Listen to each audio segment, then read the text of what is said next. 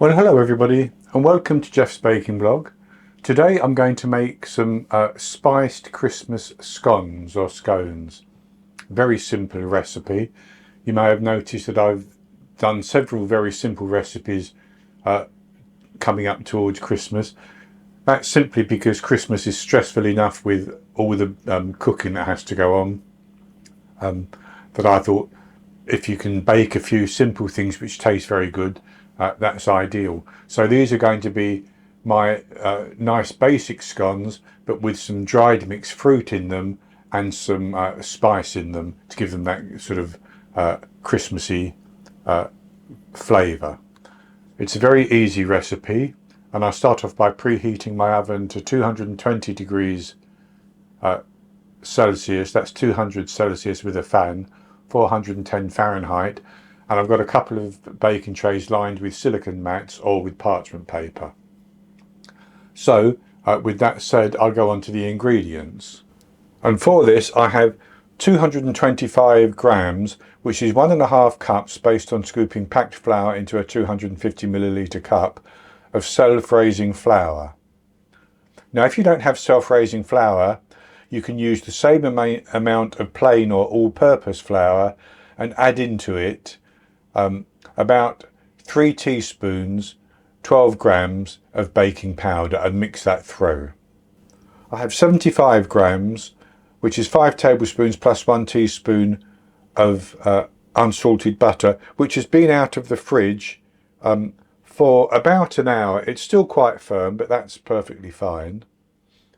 I have 40 grams of caster sugar, which is 3 tablespoons plus a teaspoon. I have 70 grams, about half a cup of dried mixed fruit or mixed dried fruit. Mine is a combination of sultanas, currants, raisins and mixed peel, candied or chopped mixed peel, which I've made myself basically. Then I have in this dish, I have 1 medium egg, and I then topped that up to 110 millilitres with milk. So that's a half a cup minus 2 teaspoons of egg combined with milk. And we may not need all of that. I have 3 grams, 1.5 teaspoons of mixed spice. You could use speculoos spice or pumpkin spice. And I have a pinch of salt. And that's all the ingredients we need. And the first thing I'm going to do is to put my flour into a larger bowl and add in the salt and the sugar and the spice, and I'm going to give those a mix around just to get those mixed into each other. And it doesn't have to be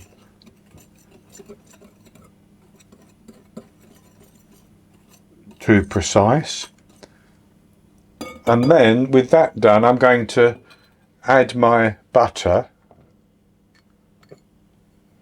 and I'm going to cut that butter or rub that butter into the flour until it resembles sort of a coarse crumb basically. Now I'm going to use my pastry cutter, but you can cut it in with a knife or you can rub it in between your fingers. It's entirely up to you.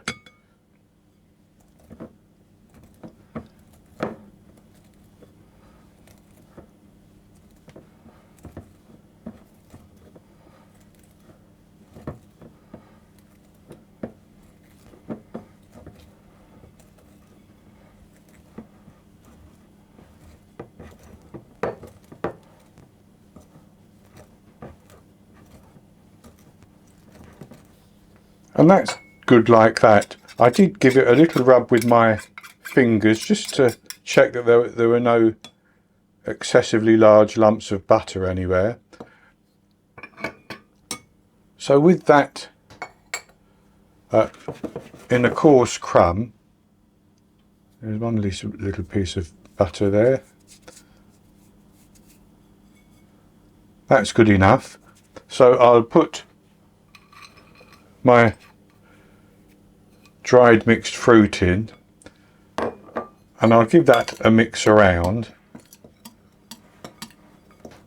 And I should say you could add a little bit more in if you wanted to. I don't want to overfill the scones, I just want the flavour basically. And so then I'm going to pour in most of my egg and milk mixture, but I'll hold a little bit back. So I've held back about a tablespoon there, and I'm just going to stir that around with a knife. It will work just quite well, and get that into a nice stiff dough.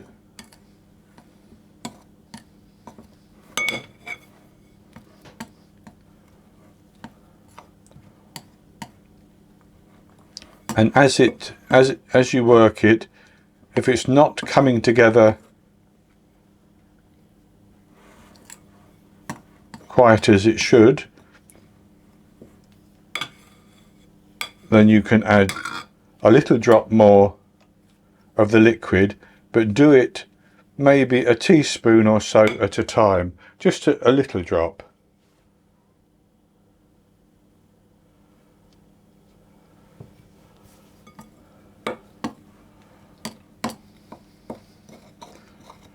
Because you want this mixture to be able to be sort of gently squeezed into a dough without being sticky.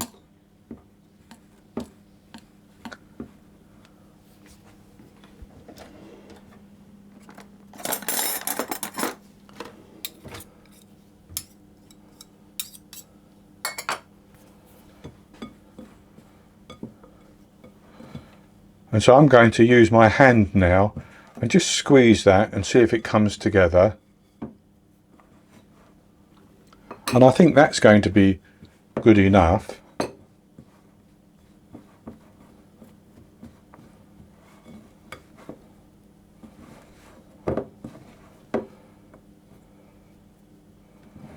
I'm just going to squeeze that together, and that's good enough. So then I'm going to put that onto a lightly floured surface. So on the surface I'm going to press it down,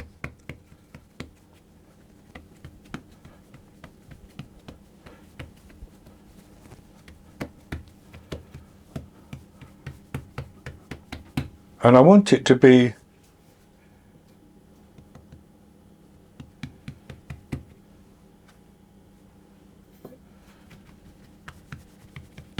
about an inch in thickness.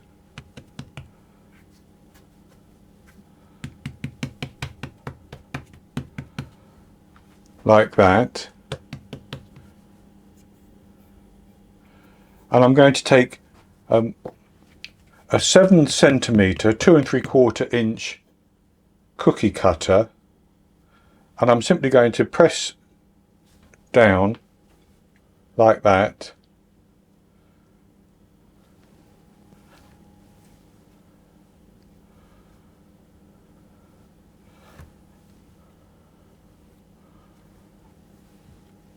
And then I'm going to lift those away .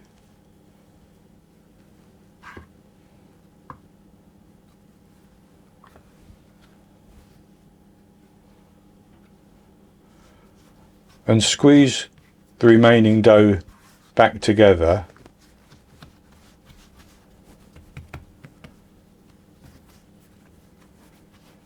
Without working it too much, because this dough doesn't like to be worked too much.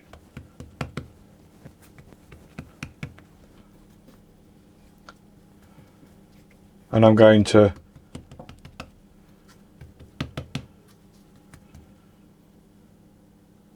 cut out another one.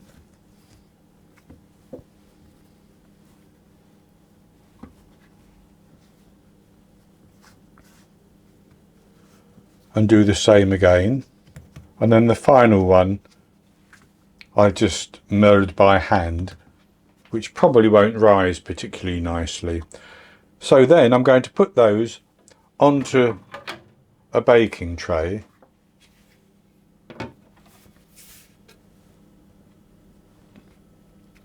And I should say you can roll them thinner if you want to, and you might get a couple more. But with those on the baking tray,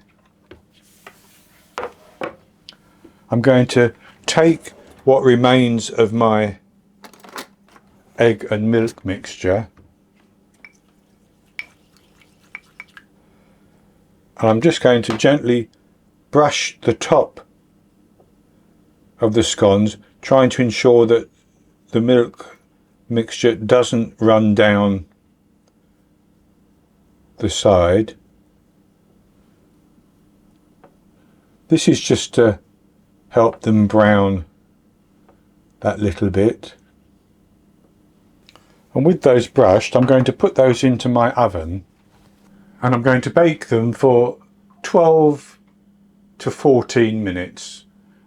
They should rise up quite nicely, colour nicely on the top. Then I'll take them out of the oven and transfer them to a wire rack, and I'll leave them to cool completely. And once they've cooled completely, I'll come back and show you the results. I baked my spiced Christmas scones for 14 minutes.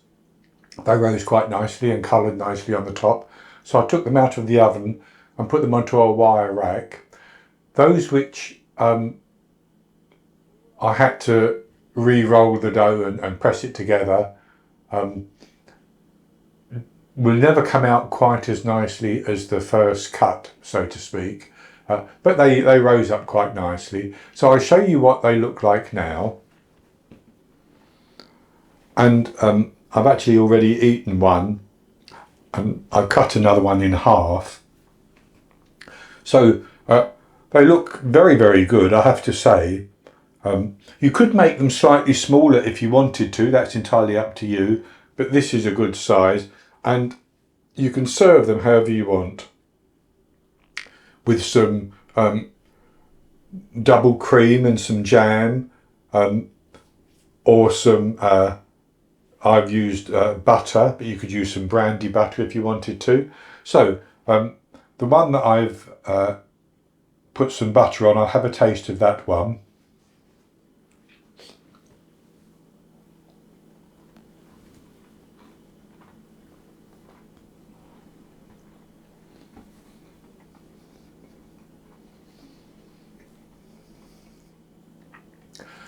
So it's very, very nice.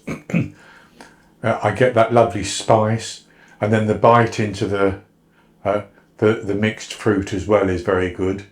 The texture is nice. It's slightly crisp on the outside, which will soften as they're stored, but nicely sort of crisp on the outside and lovely and tender inside. These are very easy to make. And I think they're an ideal addition to the Christmas fare. So that's going to be it for this recipe. I hope you've enjoyed it, and if you have, please give me the thumbs up below and click to subscribe to my YouTube channel. In the top right hand corner of the screen there'll be an eye that you can click on, and that will take you to a link for the recipe, and I'll put a link below the video as well, and I'll be back with another recipe in the very near future. So until then, happy baking.